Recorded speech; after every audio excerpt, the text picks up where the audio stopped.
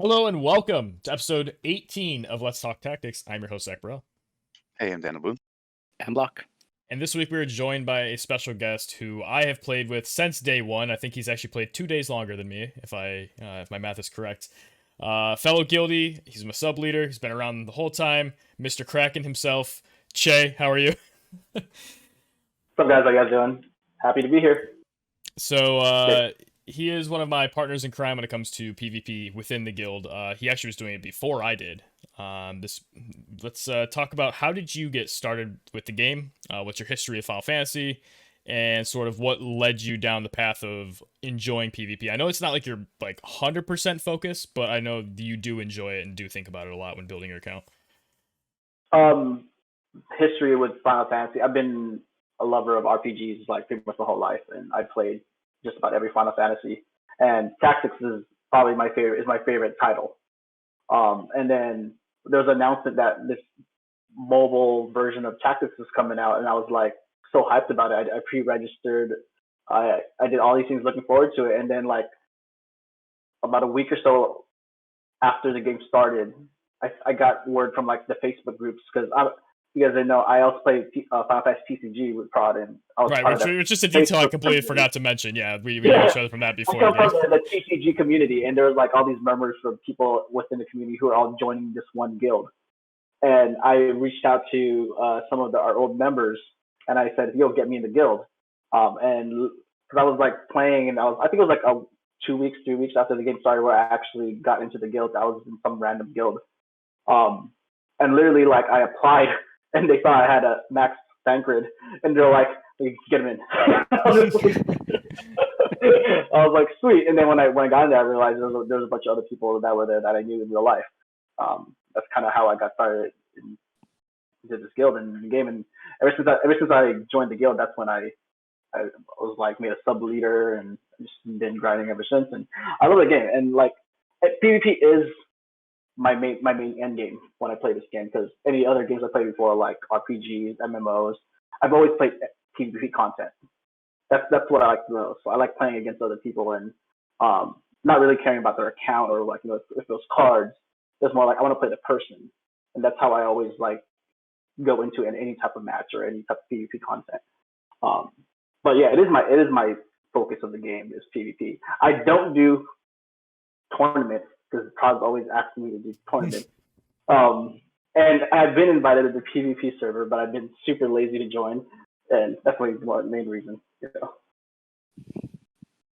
Do you think of all these questions you wouldn't have to ask me if you were just in the server reading the same things I am? Like, but see, I'm helping you run a guild, unlike dealing with drama and all this other stuff and a busy personal life. Like I got you for that. So. I got you. Yeah, no. I'm just over here, just like noticing like how everything you say, we're all just like.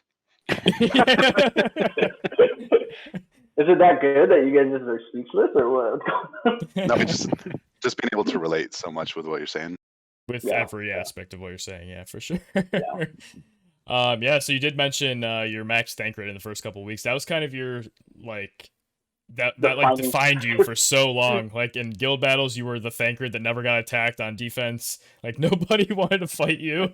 Or I think it was Beowulf was the other one, because you guys were like way up there in rank before everybody else.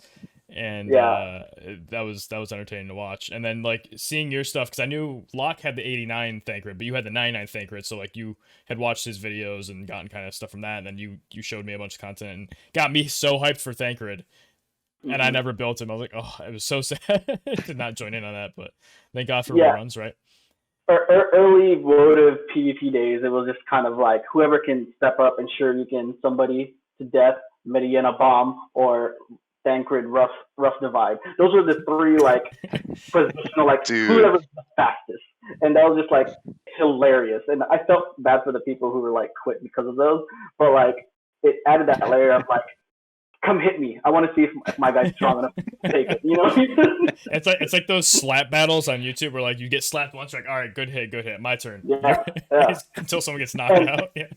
Every time, like, because I had like +5 gear, maxed everything, I was like, hit me, just do it. I just want to see what happens. But they never do, so they ended up backing up. And usually, or if they're faster than me, but generally I was always faster than everybody, and I was just like, Rough Divide. It's such a what's the word? It's such a oh man, it makes me feel good when I do it and I just one shot somebody. So. Yeah. Lots of those. It was just satisfying. Such a, yeah. Toxic character in the early parts of Votive. Yeah, I miss it. Yeah, I mean, it is one of those moves that definitely the animation, like, he's pretty substantial. Like, his actual model is kind of sizable. He looks like he's kind of strong and powerful, and he's just, like, dashing at you, and you slam somebody with a sword, and then he's just there. Yeah, it's very, very satisfying. That goes through walls and everything. That, it's like Gilgamesh's Kotetsu. Like, when you hear it, it's just like, oh, man. Yeah. Yeah, I've actually, it was funny, like, when I finally got my Thancred, like, training, because I saw that I was on the home stretch of actually being able to max him. I just looked over one day at him auto farming, and I saw him rough divide something. I'm like, oh, I can't wait. it was so nice. But all right. Anyway, let's move into class match 4. I guess I'll actually start. We were just talking to Chase. I'll start with you real quick. Give us a little history of your CMs 1 through 3, and then kind of talk about your experiences in CM4. CM1 was literally, I think for like a lot of people, it was like trying to define the meta or trying to figure out what units are good, and it took some time for everyone to like get settled, especially for me. And like I was trying a bunch of different things, and I think I was using I don't remember what I was using, but my first one I finished up in like Plat Masters CM1. It was very like up and down because I wasn't settled on the play style or units. CM2 is where I finished top 75, top 100 in Diamond Masters. And CM3, since it was like a redo of that map, and I started in Diamond 1, I think I went 36 and 4 or 35 and 5 that CM, and I finished top 10. And this most recent one, same thing. I started in Diamond 1, and I finished top 30, I think 33, ranked 33. If I went out my last day, I calculated it, I would have hit 1,600 plus points, and I would have made it to top 10 if everyone stayed the same. Because I always do my in slot 3, so that's the only time I'm available during the day. So like when I was about to do it, I was okay. If I just went at 5, because I was on like an 9-game win streak going into the last day. I was like, if I win 5, that's 200 points. I could make it, but it's okay. It's okay. Like that day, I finished about like 33. And now we've talked about how various people decide to build their teams and tweak their teams. Are you a player that likes to kind of have your 3 units and refine those, or do you just kind of change your team completely out and like mess around until you find something that you kind of lock onto for a little while and then maybe move on later? Well, since I am too lazy to be on the PvP server, I have to experiment / also talk to all my guildies on what everybody's seeing and doing. So I keep changing up I usually change up my team until I find something that works. So the CM3 and CM4 where I was doing really well is when I settled on Agrius, Kilfe, Ayaka, like early on into CM3. That's when I was like, okay, this works. Like I'm just gonna keep doing it. So I didn't really change it too much on CM4. So I'm more of like experiment because I basically have every character. So I'm like to mix and match, try to see what's good, see what the trends are. I like to see like I look at JP and see like what was really big then, what can I counter, what can I use to do it with. And that's when I like to throw ideas in our guild chats and like talk about like, what do you guys think of this? What do you guys think of this? And do some practice runs. So. Mm-hmm. Okay. But yeah. And then, so what team did you end up settling on in CM4 as your like most successful? Most successful was Niv, Fred, and Agrius. Okay, so you went the Agrius route as the 3rd unit. Okay. Yeah, I started with Niv. I did triple gunners at the beginning. Just because the first 2 days, I was just like, I know this was good in JP. It seems like good on the map. I know that to counter this, triple gunner strategy is like getting rushed down and like evade. But I didn't see too much. It was like the first 2 days was kind of mixed of like everyone's trying to figure out what the meta was. And in Diamond Masters, it was very much like triple evade, double gunners with a tanky unit, or all rush down bruisers. And I'm just like, I did good the first 2 days. I went 4-1, 4-1. But it just felt it was very like I had to make some clutch plays, or I had to like RNG just to get that 4 wins. You know. Was it Luartha or Lucia for your third? Lucia. Okay. Yeah. And she was really good in some matches for like these big units that are really tanky, just to chain them down. You know, quad shot and then sharpshooter or something. But come third and fourth day of CM, I think third day I went 3-2, and then the fourth day I went 1. Yeah, the 3-2 day I switched it up. I was unacceptable. Like, I gotta figure something else out. Unacceptable. So I put Kane in and Agrius. I was kind of rotating which one I liked more. Then I just realized, you know what, like Fred and Niv do enough damage. And I think that's around the time that Prod was saying like, or I think actually Locke, you put a video showing like Niv with bells is better than Fred with bells. And I was just like, I gotta try this because it doesn't make sense because she has more utility, she can do more. And then when I tried that, putting with like a bruiser to partner with the 3 of them, it just felt better having that front liner to block people off, another form of damage.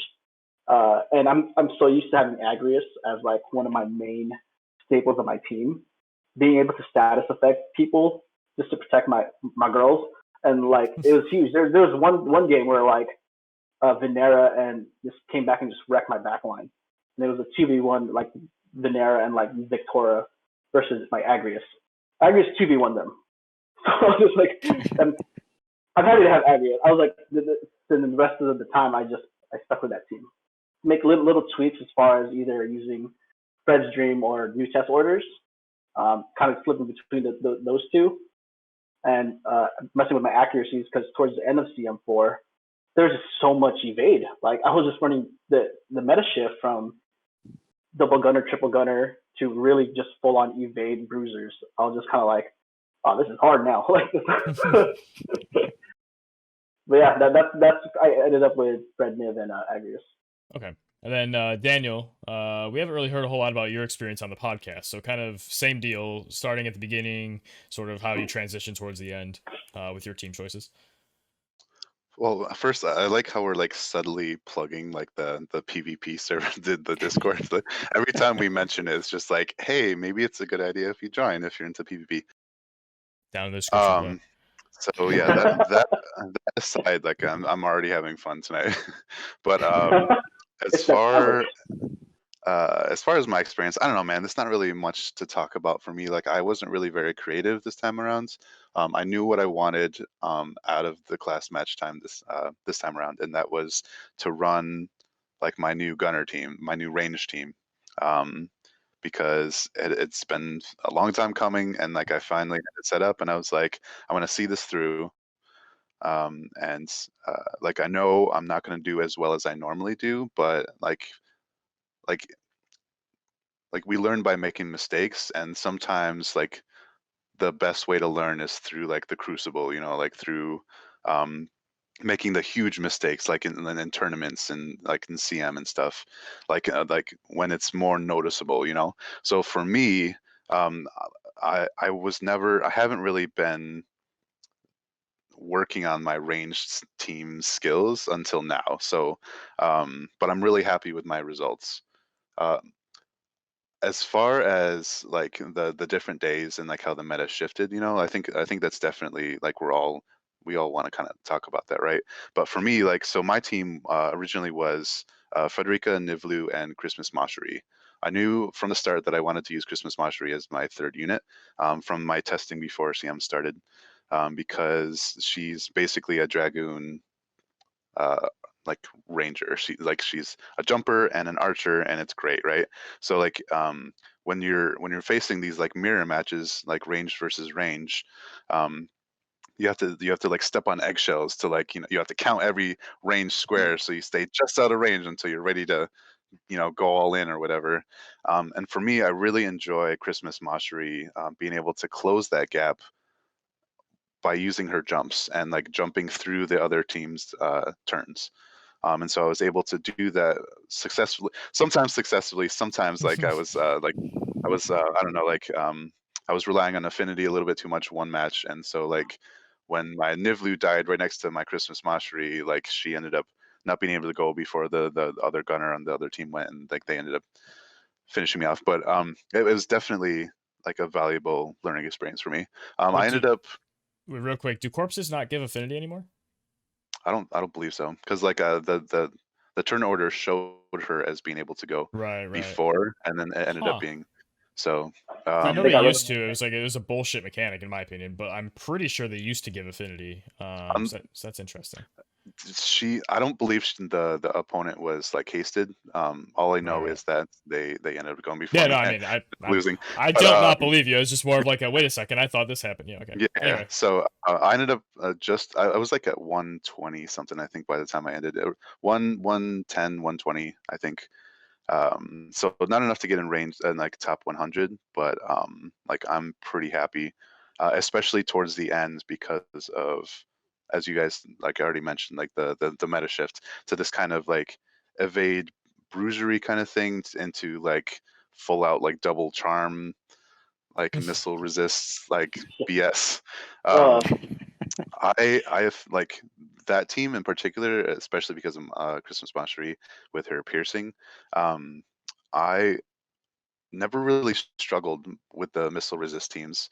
I didn't see any Thancred 100 missile resist like teams or anything, which I'm personally grateful for, because like you really have to use like poison arrow and like arm shot and stuff like that to really handle that kind of a team.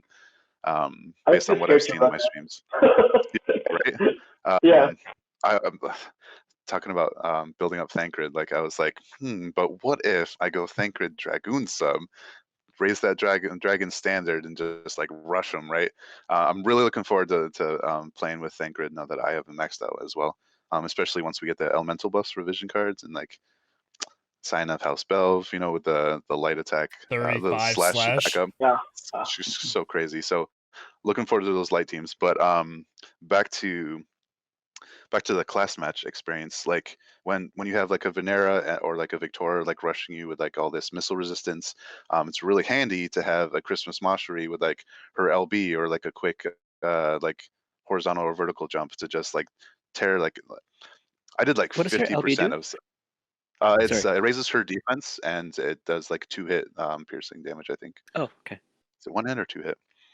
It's two hits, 203% mod with 20 defense buff.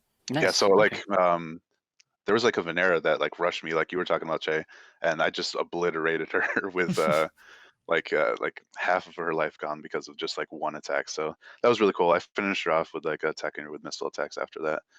And that team, like I never really struggled with the evade bruiser stuff that happened later on, just because I was able to like position and get sharp shots and maybe like a lucky barrage or something. Really, I think what did it for me was just kind of like towards the end, I was like, just I wanted to try new stuff. Like I was like, all right, this is how I've been doing with this team. Like I don't really want to waste the opportunity to kind of see what else works. And I don't think I'm the only one, because like we definitely saw like a lot of variety towards the end as well as like the beginning. So I think that was really cool.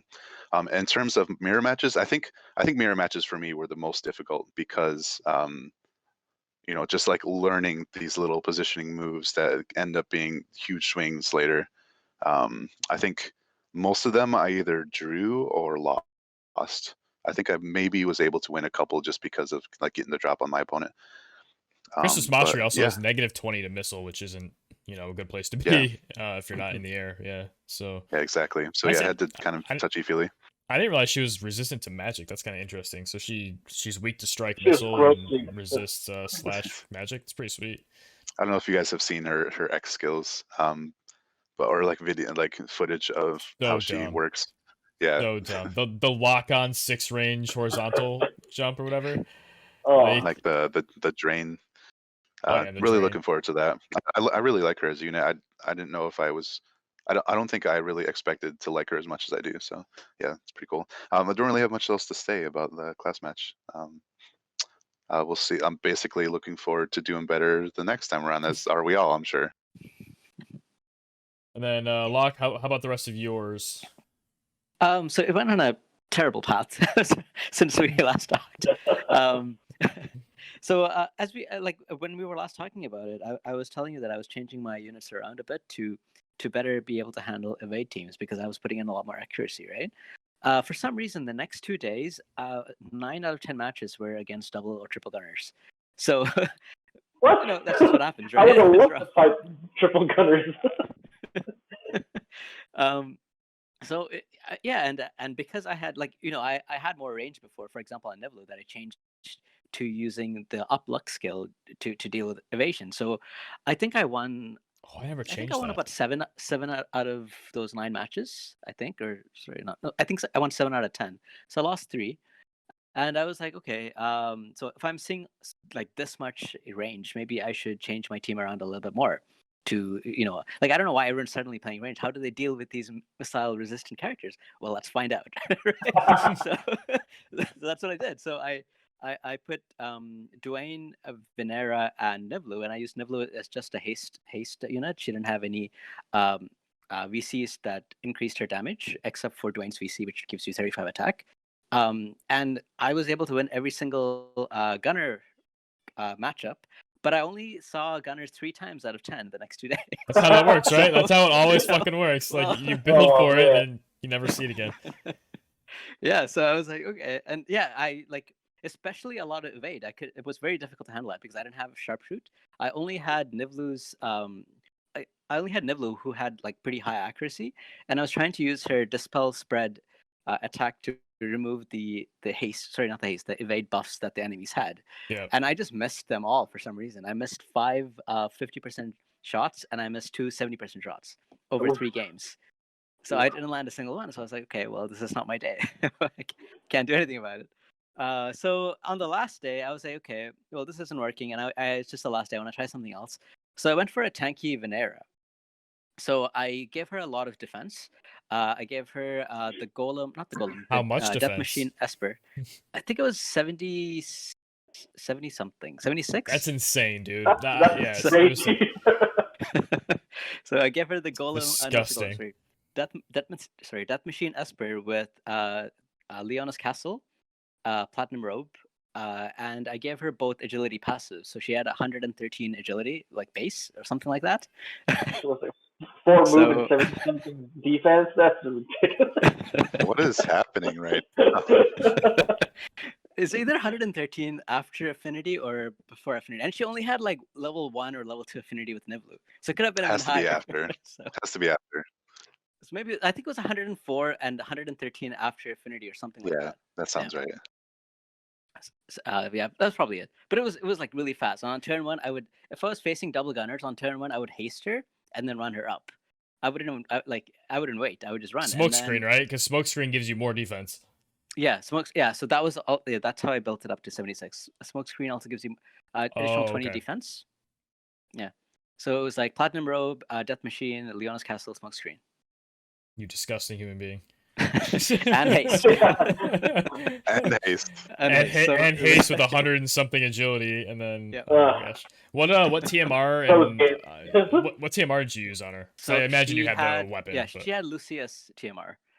So if there was 2 turns where she did not, if there was 2 turns where she did not get to attack, the second turn she would Lucius TMR to be even faster. And I also changed up Federica's TMR. So I started using Halloween Rider's TMR on her. So she had a re-raise as well. And I started playing everyone a lot more aggressively. So what I would do is, like all 3 of them in a line. First turn, Venera would run up, and both the others would buff. She would use Revitalize, and Federica would use Aimed Fire. And then turn 2, I would move everybody up, but I would spread them out so that so that Nivlu and Federica don't get barraged at the same time. But I was also okay to lose one of them, because if somebody's attacking my Nivlu, who's kind of the furthest away, they're probably going to get killed by Venera. If they attack Federica, well, she raises, so I don't care. So, and then if they focus on Venera, and usually if it's a gunner team, they would have to use all 3 of them to take out Venera, and sometimes they did, but usually by that time Federica and Nivlu are in range to AoE them to death. So how many times did you see the classic they move over You see them wait for about 10-15 seconds. You know they're checking damages, questioning their life, and why the fuck they can't do any damage, and then just move back to where they were in buff. Yeah. Yeah, like a sharpshoot from Frederica did like 600 damage, sometimes like less, sometimes like 500. Oh my god. And it was like max cards too, like Frederica's Dream, Titan VC, everything. So I'm like, yeah, this is nice. pretty awesome. So insane. I think I forgot to mention the teams I struggled against, and I feel like I need to do that real fast, but I didn't want to cut off Locke. Very good. No, go ahead. Okay, so because I definitely want to shout out the people that I recognized. First one is Mako from the PvP server, and I believe he started streaming too on Twitch. His Earth team is awesome against my range team. I wish I would have put up a better offense, a better game. I met him twice and I got my ass handed to me because he was on like I can't even remember the team. Like it's Katone, Halloween Review, and I believe Livial, yeah. Mostly it was Katone that did the work. She's amazing. He makes me wish that I used her as much as he does. So yeah, huge props to him. I also lost to your teammate Suiko. Is that how we pronounce that? I think so. Yep. She ran, or sorry, Suiko ran Agrias Kilfe Nivlu, and like Nivlu with bells was enough of a threat that I had to like take her out, and I couldn't focus on the tanks like I would normally do. So that was a cool team. Other than that, like it was pretty much just like charm rushes when I was just like figuring stuff out. But I definitely wanted to highlight those two at least. Yeah. So for me was 2 of my losses. Like every time I fought Katone, I fought 2 Katones and that was instant losses. And it was just because her move, her tankiness, natural resistance to my 2 lightning rangers, like I just couldn't do it. And of course, it was an evade team as well. Like I hate Katone. So unless it's sharpshoot, yeah, like Nivlu is usually gambling on some kind of percent. It's not gonna be a straight 100 typically. So yeah. Speaking of charm rush teams, my last couple days were interesting. So I was using the Nivlu, Frederica, and Dwayne team. I changed everything day 2. I basically just copied U-Lock. I actually on stream I skip ticketed. I was watching that. I skip ticketed 500 story missions. It was like my whole day's worth of energy, but it was all right to get it bomb up. But it was completely worth it. I went 5-0. And then the next day I went 5-0. So like I was doing real well with that team. It felt very, very good. Yeah, you got to like rank 12, didn't you? I think 17 was the highest I hit. Yeah. I ended at 27. At the end of the last day I was 25 and I drifted to 27 by like the last couple hours. But yeah, on one of the days I was getting frustrated because I lost like a match I should have won with the Gunners. I felt A, like I needed to punish myself, but B, I needed to like relax a little bit. So we had been seeing this team in the PvP server going around of Ravies, Seymour, and Ziza. It's a triple charm, evade, all 4 of them on thief. Crazy, ridiculous team. Like, I didn't have the exact gear I wanted to do it properly, but I ended up, I played it on 2 different days. I actually went 3-1 overall. Some of the luckiest, most ridiculous endings to games too. Like, dodgy, ridiculous things. I won with a countdown after their Ziza like revived, but canceled their turn because technically she died on her turn, so she took another turn. The timer went out because of corpses. Most ridiculous stuff. Like super lucky. Both like Ravios was on 1 HP. I think Ziza was on like 150. Like it was so close. But yeah, that was interesting. As much as I hate charm, like it does exist, and there's counterplay enough to it on this map where you can hit somebody before they get to you, as long as they're not also missile resistant. That like. It's not just, free, unless it's Victora, but that's, that's a different beast. The first 2 days, remember? We were always losing to Victora Charm. Yep. So then I played more Gunners, and then on the last day, I talked to Raphalos, who we've had on the podcast before. He was number 1 back then. He was number 1 this time around too. What a fucking savage. He was running huge Ziza, Kane, and Victora with like missile resist, run up. Kane has his TMR and haste, gets a crystal. Ziza just runs up with zombie TMR, and then Victora runs up and either purifies or does whatever else. And you just ask them the question of what can you do in one turn, and then the next turn you get to do charms, you get to do Cane LB on people because you picked up the crystal, so you slow, which is just backbreaking, especially because your team's so fast with Sign of House Belv and stuff, and all the agility passives. So I played that team for, was it 2 or 3 games? I don't remember, but I won all of them. Oh, no, I think I played 4 games of it on the very last day, because I lost my first game on my last day and kind of tilted on my Nivlu like Frederica team because I should have done better and I didn't. And I was getting really complacent, so I'm like, screw it, I'll do this. I'm locked for top 50, I think, and it was so much degenerate fun. we won with countdown like twice. We got people 2 people quit because they were just charm and like countdown like looped on it was incredible. But yeah, the meta shift from going like day 1 people are freaking out about gunners, it's imbalanced, there's only gunners.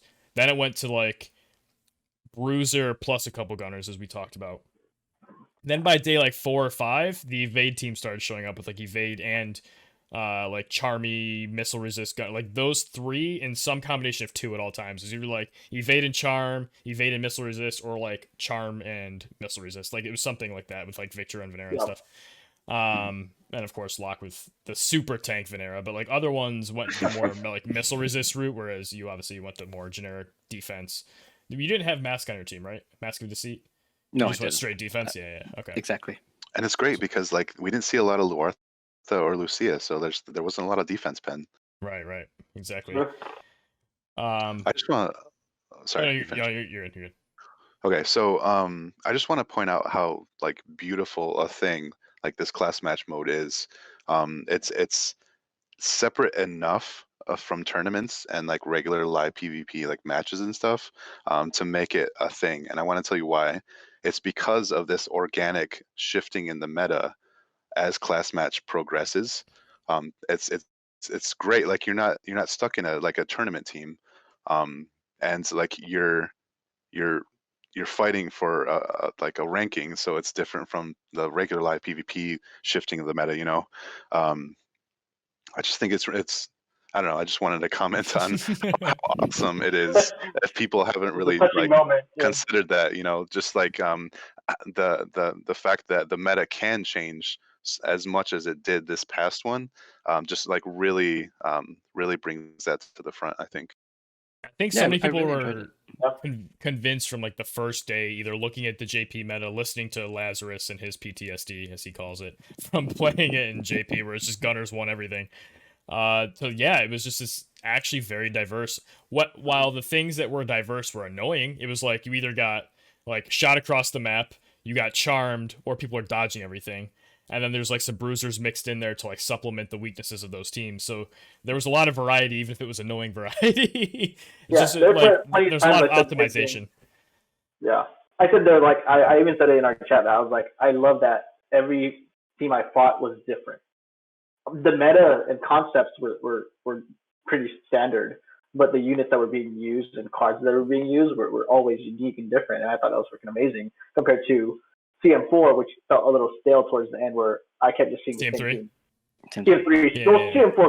CM3. Yeah, CM3. It was like always the same unit. This one was very, very mixed, and like I loved it very, very much. So yeah, it was really stressful. Overall happy, right? Really good. What would you? Totally. So for each of you, we'll go Locke, Daniel, CHAE. What was maybe the most surprising unit you saw in there that you had to fight against, that you would have like not normally expected?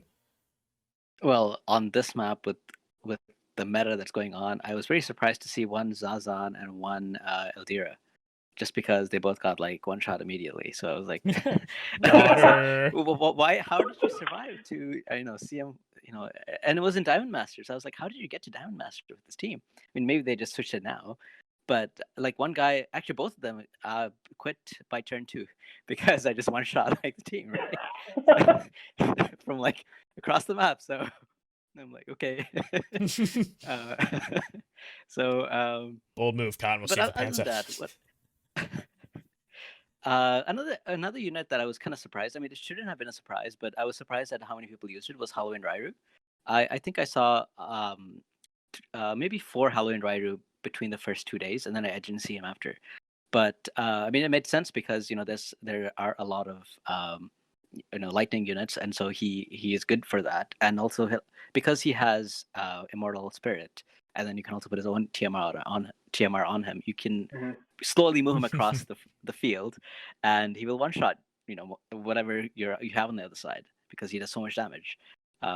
So it made sense, but I just didn't expect to see him for some reason. And then when I saw him, I was like, I didn't expect to see so much of him. I guess I never saw any Ketones for some reason, but I saw 4 of him. So you lucky bastard. Yeah. Lost to Ketone. God damn. We're all just like, Ketone was my nightmare. I think I saw Ketone every day. CM. Oh yeah. Really? Yep. Yeah. But I didn't struggle with them as much as I did with like Mako, who knew what he was doing. That man is a machine. But that's not my unit. The one that I would pick is fucking Ziza. Like how are you gonna bring my girl against me and like beat me with her? Like I'm ashamed that I didn't think about bringing her. And like it's really great how units like that kind of like disappeared into the backgrounds, like that have been benched for months, can reappear in class matches in these very specific combination or like compositions, especially if you have freaking Halloween Ryu's TMR, like you can, like if Ziza can survive, can like survive her first hit and maybe even take like a second or a third, like however you spec her before you get her in range to do her thing, and then she gets re-raised after that, like that is so crazy. And I think that's why she was so effective, not just for Raffles but anybody else who might have been using her. I got my ass handed to me the day before it was Tuesday, by like Aziza, Venera, somebody else team that just rushed me, like as super high agility. Like I know I'm very familiar with these units, but like I just wasn't expecting it to happen the way it did. Especially with like the gunners being the main thing, like you don't expect to bring a non-tanky evade unit into a match where you expect better, like more often than not you're going to be against a Frederica and maybe even a Nivlu. Like to bring an evade in general was pretty ballsy until we saw the crazy missile resist builds. But then Ziza and even non-missile resist was very effective. Yeah, and like she's you said, taking up to 3 hits to kill with the re-raise. She's characteristically like not one of the best evade units. Like her luck isn't as high as some of the other ones that are better known for their dodging. She's like 17th or something. Like she's behind a lot of units. Yeah, it's crazy. So pre-buff. The fact that she did so well, I think like I'm both happy about and kind of a little disgusted with myself. I didn't think about it. So yeah, kudos to those people. Yeah. Speaking of that, like I fought a lot of Zizas towards the end of CM, but like I was able to deal with them, like their whole zombie rivalry, TMR, everything. I was able to deal with them because I always would, every time I faced like a rushing Chon team, I never locked to the Chon team's Chon unit. It's always, by the time I dealt with the other two, like I've spent so much resources and AP that like in the long run I just lose out. But my unit that I like was surprised and kind of hated because I actually thought about using it too was Ketone. Because I was earlier going into the CM, I was thinking like evade team, but I was saving so much for Nivlu that I was like, I want to use Nivlu because I've always used bruisers, so I was just like, I want to use Nivlu. So I did my Nivlu team, but every time I faced a Ketone, it just, I felt like I was just no way I was gonna win this.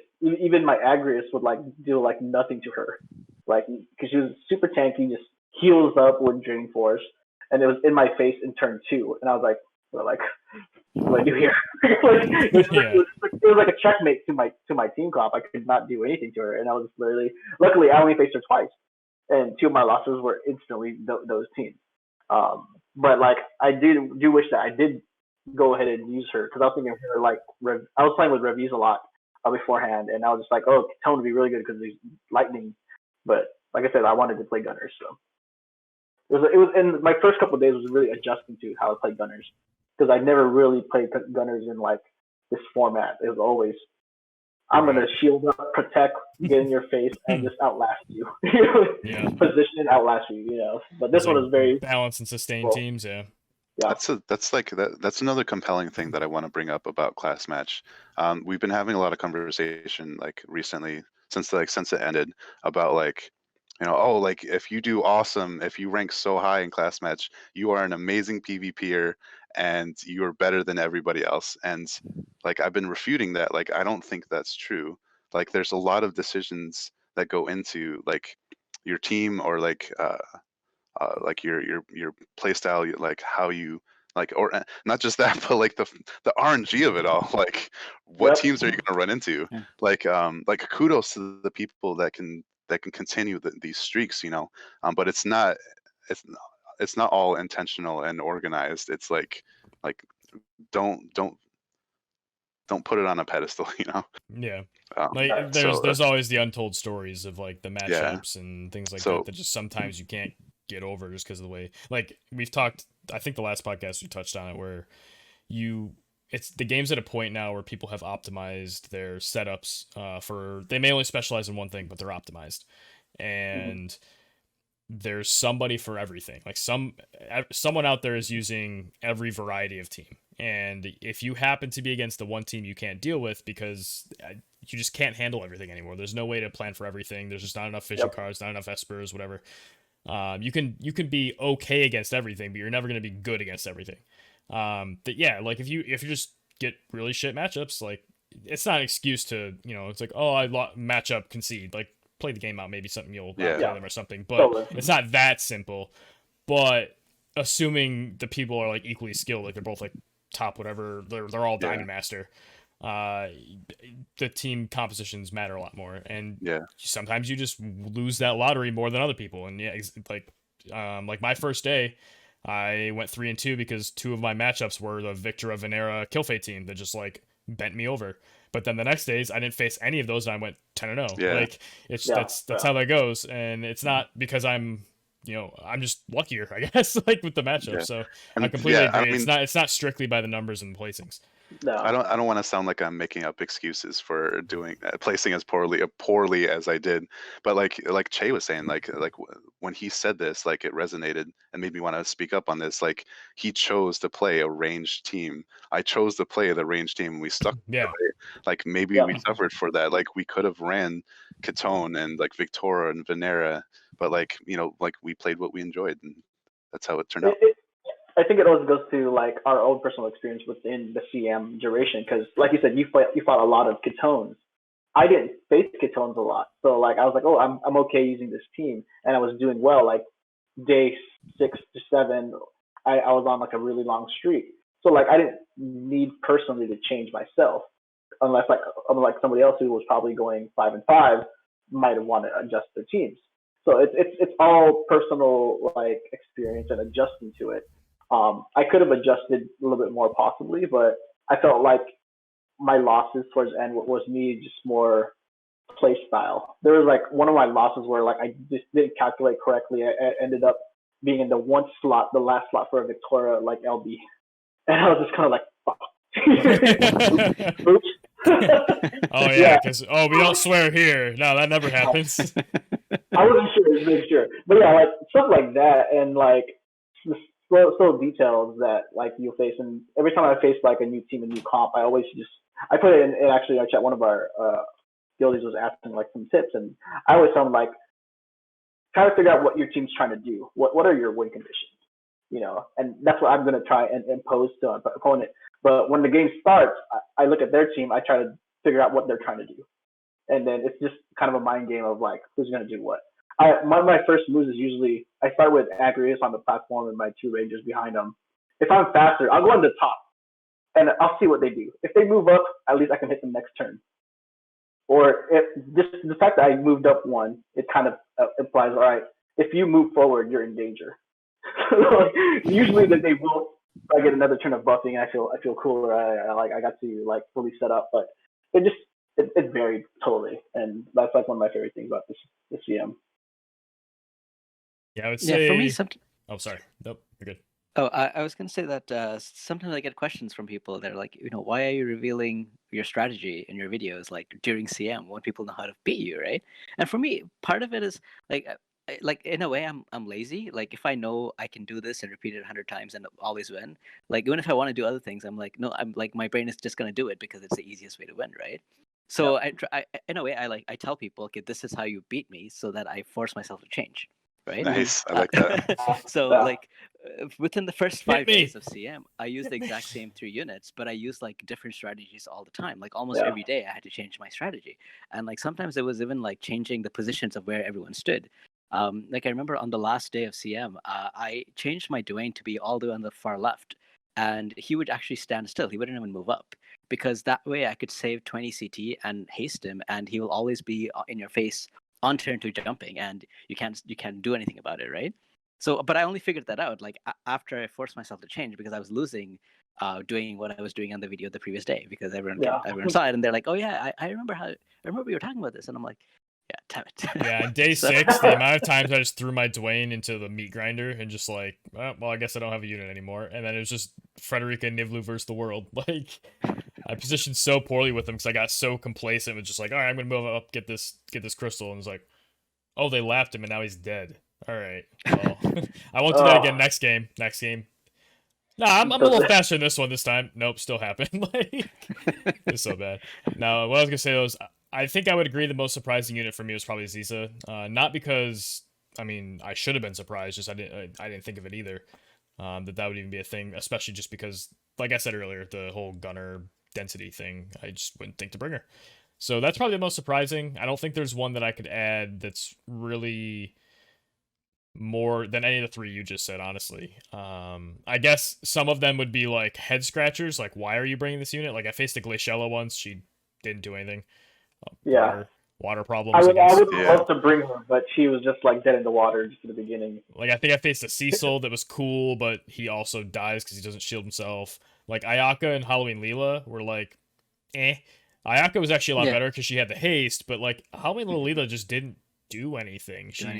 Her full life, if it ever hit, if she ever like had a chance to 50%. Use it, just I mean, well, 10%. You just auto attack when they're dead again. No, so, I actually had them do it, and they came back at half life. Really? Yeah, that's why I was just like, I saw it like towards the end of CM. I was like, maybe I should have brought Ayaka anyways. Just have her tanky, shielding, and the full life was like pretty huge. I thought it would only be like a small percent, but they came back at half life, and I was kind of like, it's not double counted like the heals are, huh? All right, well, interesting. Either way, like it's not nearly as impactful as bringing Agrius back to like 6k health. Like if she's like 3k and she's got a chain still on her because she just died, like she's gonna die again. Mm-hmm. So I was surprised to see those sort of units appear. I guess especially HLO Leela more than Ayaka. I was like typing in my head and like I saw HLO just because she doesn't have the ability to do haste and stuff. Like Protected Shell are great, but dying in the back and not doing anything else is kind of bad. I personally found Victra to be the most dangerous unit for me to face. I didn't face too many of them, but that was like the unit that I had. Well, I didn't face any Ketone, so Ketone would probably be harder for me to face off against. But honestly, I don't know which one. Like Victra's missile resistance is huge. Like Ketone. I thought a lot of Ketone Venera duos like charging in all the time. It was always the third unit was always like something else. It was like always random. But Venera and Victoria were pretty common for me. I faced I faced that too. All 3 of them. Whereas Ketone, Victoria, and Venera, I'm like, I'm not gonna like concede, but I could just save us all the time. I don't know how to piece this together. Like that duo destroyed my Rangers. I only had Agrius, and Agrius. I was surprised myself that I actually came back and I 2v1 them just by getting crystals because I had Agrius with Ketone's TMR just so I can snap up all the crystals, and I was just like, Hail Mary, 40%, one shot. I was like, all right, let's do this. I played never surrender, never give up.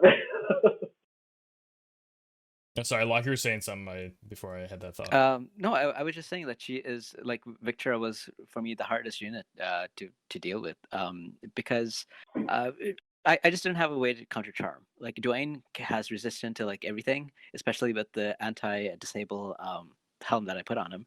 But if you come and charm him, I can't do anything. And sometimes it would suck because I would haste him to be able to get off that jump, right? And I remember one time I actually did, like, in my opinion, I was like, oh, I planned this out perfectly that he'll be in the air when Victora gets the turn. So my opponent just stood still and hasted his Victora, and then she stood still and she went again after he landed. So I was like, okay, what can I do? So that's the big brain plays out there. He's like, I know what he's doing. I'm not gonna move. By the way, there's a highlight for the intro of the video. It's just okay. It's just.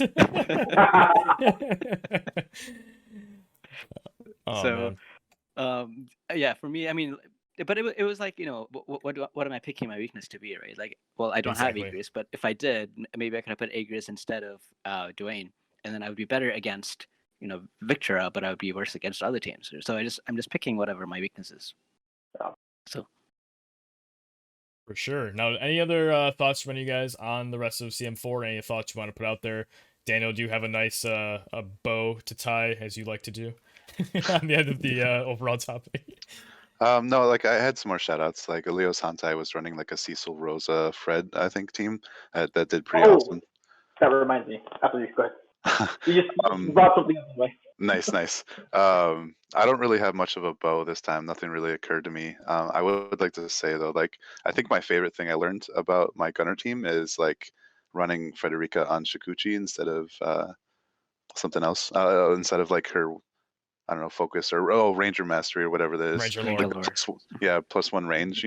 Like it was really fun surprising my opponents with her 2 jump instead of 1 as compared to everybody else on the 1 3 jump. height across the map. Yeah, exactly. Because like if you surprise people with that extra 2 height and +1 range all the time, like people don't really take that into account. Over to you. I was just saying, I remember I ran into probably the spiciest team that I was like, why didn't I think of this? This is such a sick team. It was Rosa, Agrius, and Laswell.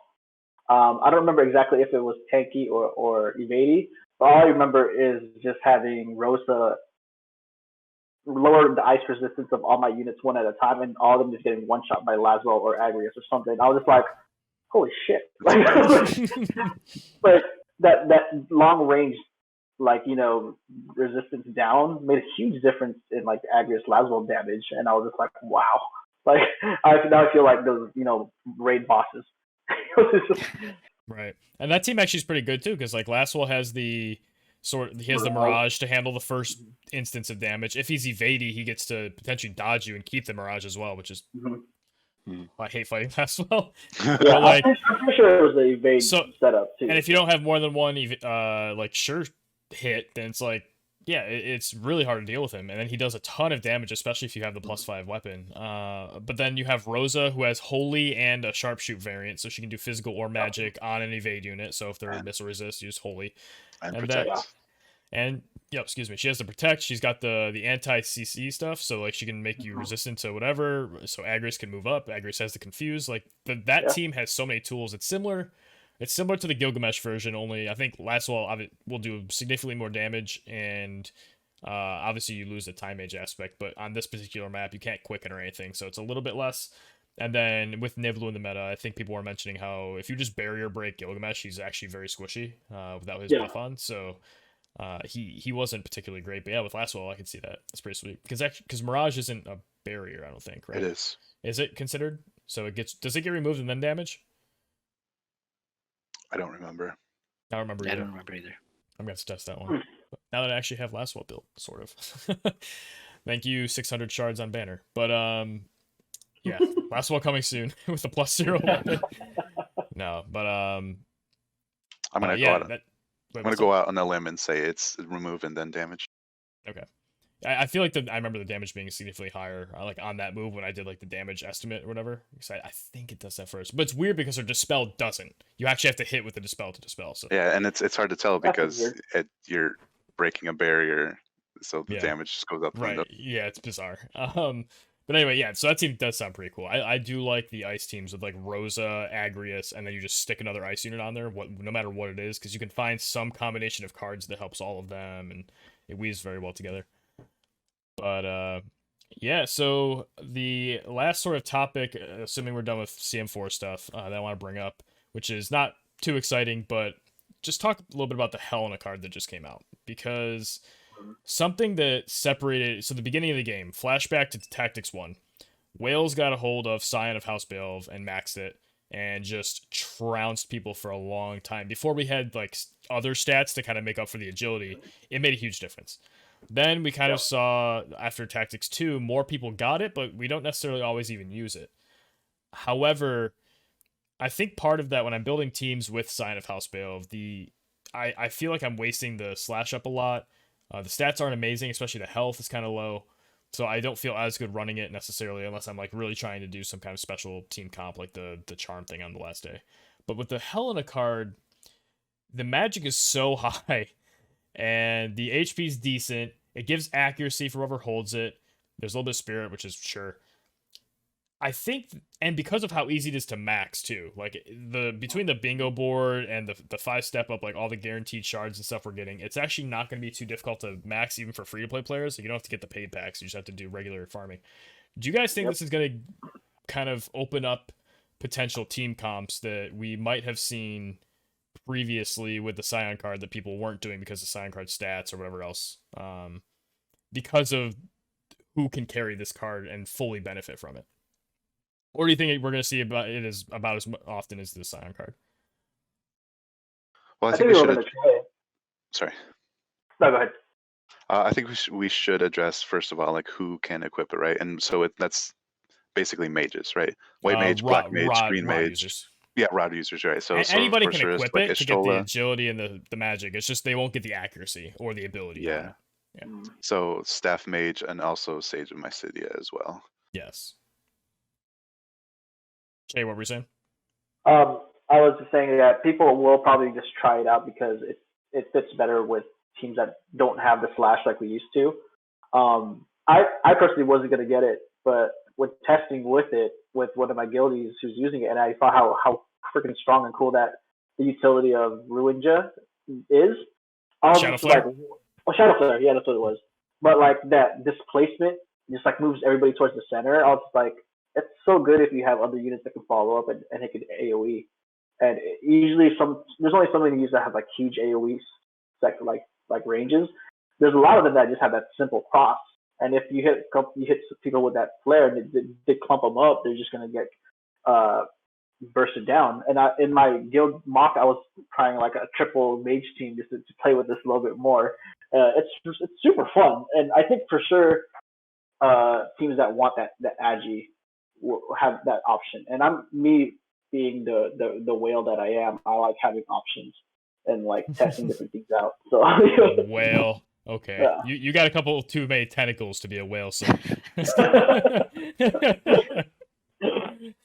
no, but so I think that this card will see a lot of use. But I think, once people start realizing some of the combos you can do with it, like for example, we just talked about how Rosa can, amplify other ice teams' damage because of the, negative resist on ice, right? So likewise, this gives you negative 20% on AoE damage, right? Yeah. So that's not like, a plus 20 modifier. It's not like plus 20 ice attack or plus 20 light attack. It's actually like completely increasing the damage by 20%, which is huge, right? So you can put this on, for example, Shell, right, which is like an actual utility character.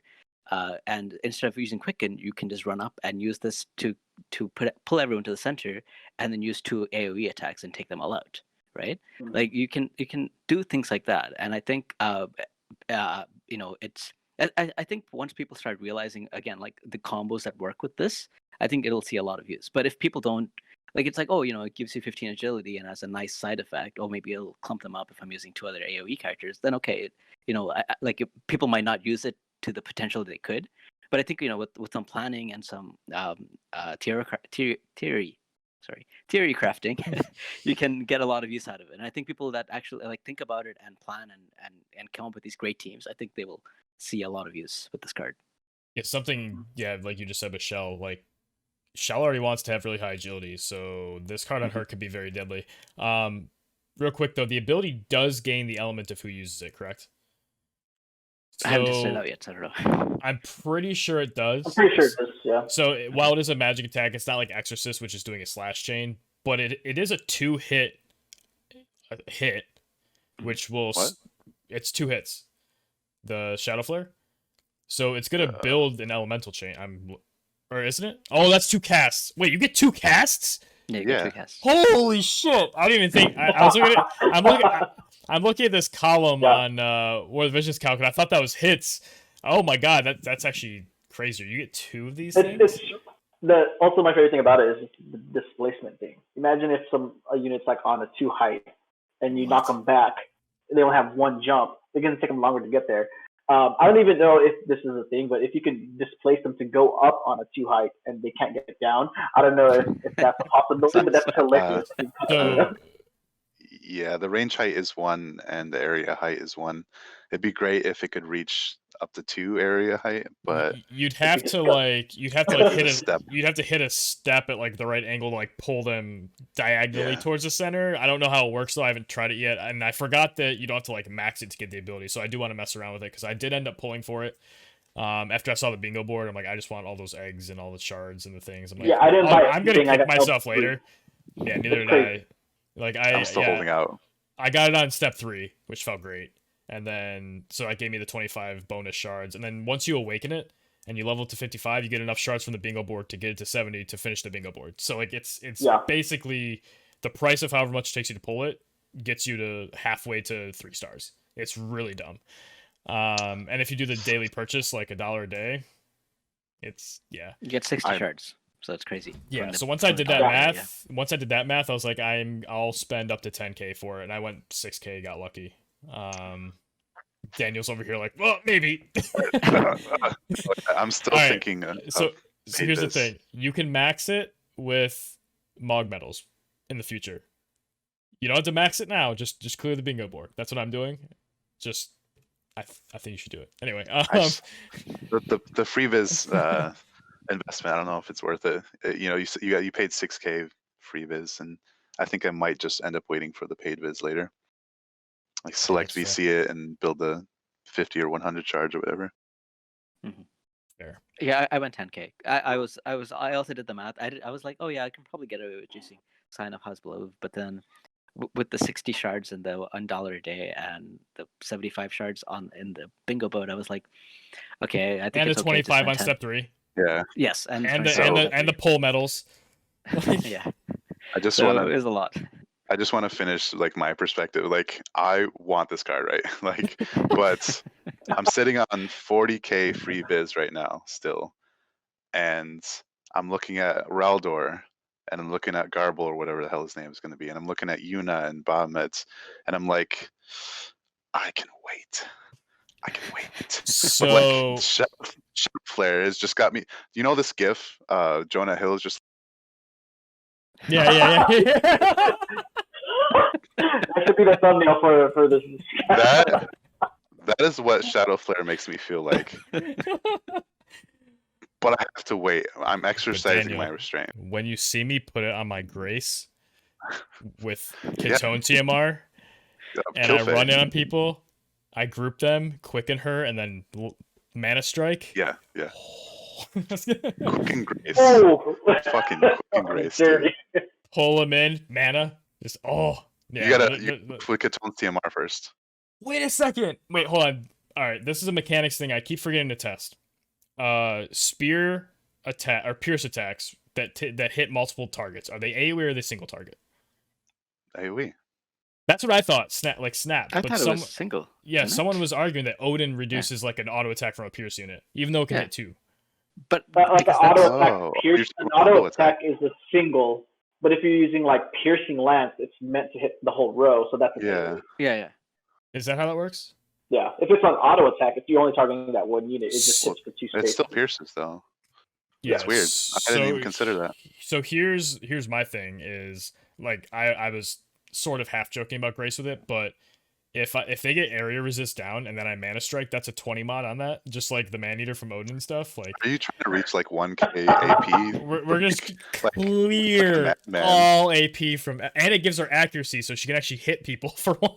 Yeah. So like, does I'm mana actually, strike more than one unit if they're like behind each other? Really? I didn't know that. yeah, that's what in the tournament. I was messing with Quicken with it, and I was knocking people back with Burst Strike, and then mana striking both of them.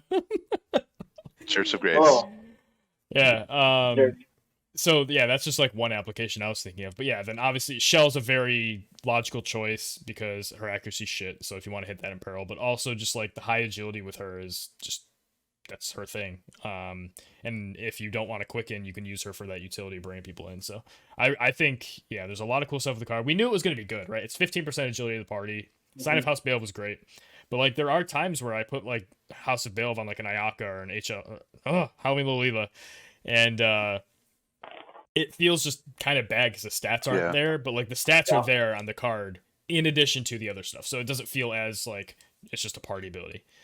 Yeah, I'm pretty excited to see it. I'm not excited to play against it though, because they could definitely mess up some plans with like positioning and stuff. So I'm very curious to see how people apply it. I'll also be curious to see if Vinny brings out Helena again. It doesn't make her faster than Shell, but it does give her a lot of agility. So She needs heals more than anything, I think. But this will definitely help. Yeah, I think it's either 5 or 6 additional agility, depending on like how much other stuff you have on her. So I mean, it's pretty significant. But that's pretty huge, yeah. Yeah. So yeah, I just wanted to kind of bring up the card. Obviously, it's something we should touch on, being the PvP podcast, and agility is a pretty important stat. We were hyping this card a long time ago, but there were some extra applications I was thinking of. Dude, that has 2 casts though. Oh my gosh, that's so good. Oh, I wish that there was like a mechanic where like they would damage each other if they got knocked into each other. So like you quicken, you do one cast, and you quicken into the next cast, and like they get confused or whatever. I do kind of want, they get dazed. Yeah, I do kind of want to have a confused status. That would have been even better for the card. I mean, might be too OP. or stunned, like the birds going around like. It's all stuff. I do want to kind of test though what happens with every like position like combination. If you hit 3 units, like who gets pulled in based on like who's up or in the corner or whatever. Like how the game parses that out. Or where the burst is positioned. Exactly. So that'd be fun. Yeah, see if we can pull people off of like 1 or 2 height platforms depending on how it's positioned, and yeah. So there's a lot of cool stuff to do with it. It's definitely one of those, as we've said with like burst strike and like things that knock people back. There's a lot of weird, sometimes unnecessarily flashy, but some cool plays you can do with them that'll be kind of fun. So yeah, anything you guys want to add before we wrap up? Do class match. Yeah, join the PvP Discord. We will change your mind. Oh, I wasn't talking to you, Che. You're not welcome anymore. You took too long. Yeah, every other viewer. I'll finally do it. You can come get smacked around by like Mako and Vinny and join the rest of us dealing with all of them. But yeah, I think that wraps us up for this week. Thank you, Che, for joining us. Hope you enjoyed yourself, and I'm sure we'll have you back at some time in the future when we get around to doing repeat guests. But I'm more than happy to come back on, guys. Absolutely. And until next time, I've been Zach Bro. I'm Dan Abu. And I'm Luck. We will see you next time.